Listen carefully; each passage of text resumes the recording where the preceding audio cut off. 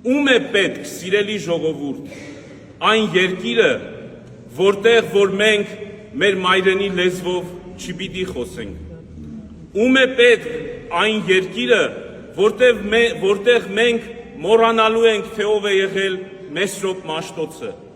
ով է եղել Սահակ Պարթևը, ով է եղել Վիկտոր Համբարձումյանը, ով է եղել Այվազովսկին, Թումանյանը, Սևակը եւ մնացյալ մեր բոլոր մեծերը։ Այդ երկիրը Հայաստանը չէ, այդ երկիրը քրիստոնյա այս երկիրը չէ։ Ում է պետք այն երկիրը,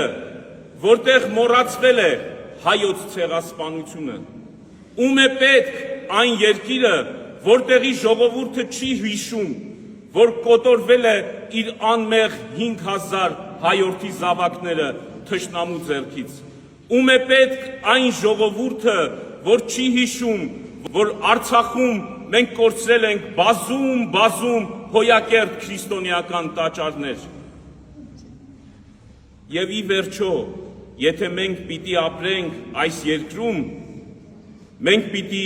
մնանք Մեսրոպ Մաշտոցի և Սահակ Պարթևի արժանի զավակները։